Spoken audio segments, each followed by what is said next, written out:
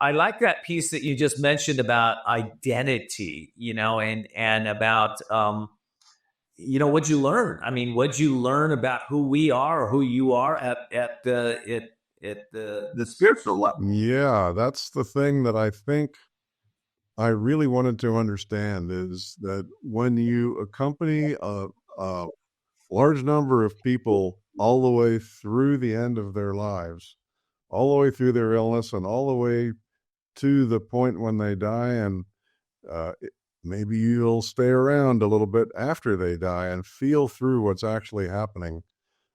You get to watch what it's really like to let go, to really let go. People at the end of lives let go of everything.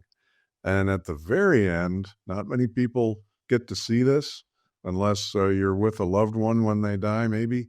But you'll let go of everything down to and including your own self, who you think you are. That you let go of that too. And what's the only thing that's left is your own essential elemental, who you actually are. And looking at the data we now are getting, like you said, hundreds of times a day, we're getting more and more data from people who go through the portal of death and are brought back, and they know by experience what it's like to pass through letting go of everything, and then to come back with the knowledge that they get on the other side, and that knowledge comes through who you actually are. So my feeling about it now is you can wait and not prepare and let the dying process take you down to who you really are, or you can do a little preparatory work ahead of time and discover who you really are before dying does it for you. And I think in a way it's possible to actually prepare. Yeah. Well, I think in this way that some people have a really difficult time letting go of a pen, okay, or a pencil, or go look at your garage. I've traveled a lot in the United States, man, and we actually we have a clutter problem in this country. We hold on to everything. We think that this is it. It'd be all the more stuff you have, the more happier you are. Of course, for most people, they finally understand that that's not necessarily true, and it's just as hard to buy something as to get rid of it. If that makes any sense. So this letting go process is a big piece, and where maybe share some practical steps or insights from your book, to maybe help people to discover how to know their core and how to let go and how to prepare now. What do you say to that?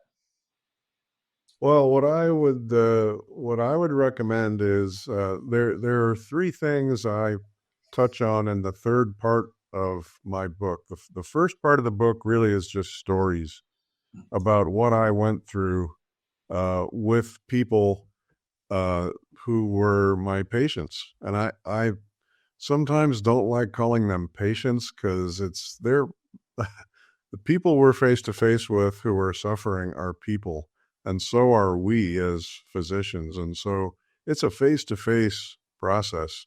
So the first part of the book talks about how I learned, and a lot of it was by making mistakes.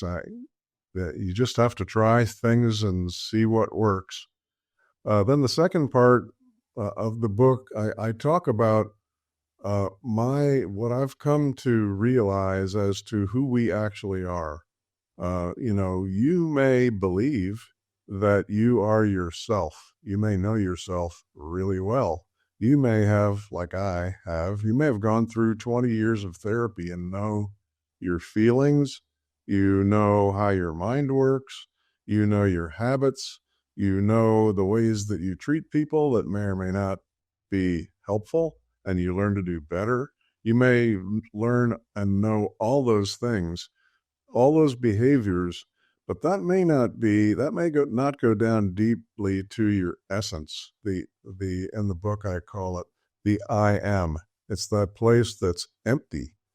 And, so in the third part of the book, I talk about meditation, psychedelics, and the near death experience. And I went ahead and put references in there, scientific publications that really, if you want to get into depth on some of these things, you can follow the links and really read up on some of the research. But I think meditation is one good way to find who you really are.